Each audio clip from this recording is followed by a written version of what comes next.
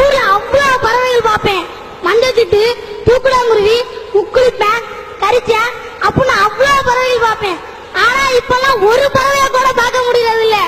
பறவைகள் சரணாலயத்துக்கு போனா கூட இந்த மாதிரி பறவை எல்லாம் இப்ப பார்க்க முடியறது இல்ல சார்.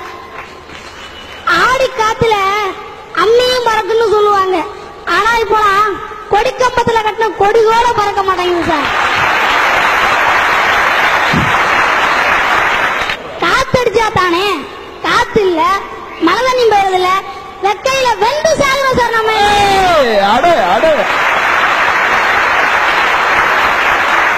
ஐயா, நீங்க குன்றக்குடி மலை பார்த்திருப்பிய, கொடைக்கானல் மலை பார்த்திருப்பிய, எங்கேயாவது பிளாஸ்டிக் மலை பார்த்திருக்கீங்களா? இந்த தேவட்ட ரஸ்தா இருக்குல்ல, அங்க பாத்தீங்கன்னா பிளாஸ்டிக் பேப்பர் அப்படியே மலை மாதிரி குமிஞ்சு கிடக்கு சார்.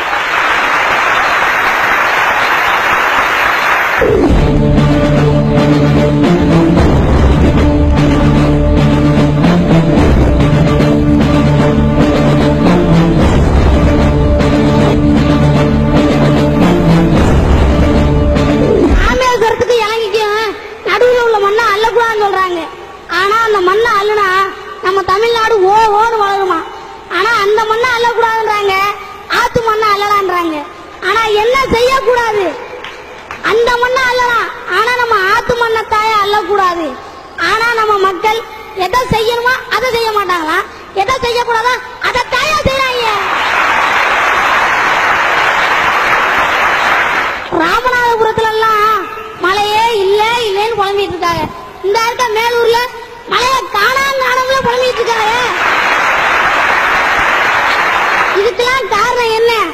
ஒவ்வொரு மனுஷனும் நான் பிளாஸ்டிக் பேப்பர் பயன்படுத்தினாலோ, இல்ல நான் ஆத்து மண்ணாலோ, இல்ல நான் குவாரியை உடைச்சாலோ, இல்ல நான் மரத்தை வெட்டினாலோ சுனாமி வந்து என்னையா பாதிக்க போகுது, பூகம்பம் வந்து என்னையா பாதிக்க போகுது அப்படின்னு ஒவ்வொரு மனுஷன் நினைக்கிறதுனாலதான் நம்ம உலகின் அழிவுலகியே போயிட்டு இருக்கு. ஐயா, சந்திர மண்டலத்துல தண்ணி இருக்குன்னு நாசா கண்டுபிடிச்சிருக்காங்க. இதனால நமக்கு என்ன பிரயோஜனம்?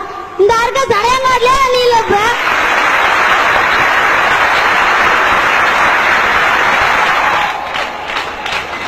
ஐயா, முன்னாடிலாம் எங்க ஊர்ல 10 அடி 15 அடி தோணாலே தண்ணி வந்துடும். ஆனா இப்பெல்லாம் 100 அடி 150 அடி தோணாலும் தண்ணி வர மாட்டேங்குது. நீங்க கையில வச்சிருக்கீங்களா செல்போனு, அது வெறும் செல்போன் கிடையாது, அது சிட்டுக்குருவிகளோட சவப்பெட்டி.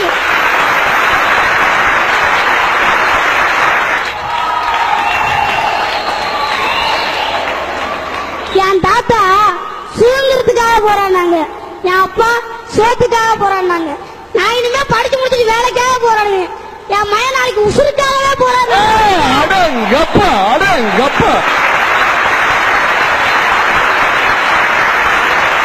இந்த நிலைமை வேணுமா சார்? சார், நம்ம சந்ததி எல்லாம் நம்மள வாய் நிறைய வாழ்த்தணுமா இல்ல வயிறு நிறைய தூத்தணுமா? இந்த காக்கை தன்னோட வாழ்நாள்ல 30,000 விதைகளை விதைக்குமா? மனுஷங்க நாம ஒரு விதையாவது இதுவரை வச்சிருக்கோமா?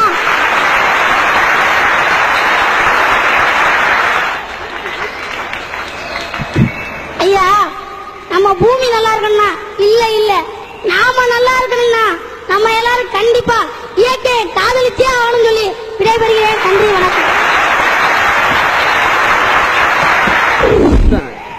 என்ன உன் பேரு? மணிகண்டன். என்ன வகுப்பு படிக்கிற? 7th. எந்த ஸ்கூல்ல படிக்கிற? தேப்பிர்த்தோ மேல்நிலை பள்ளியில படிக்கிறேன் சார்.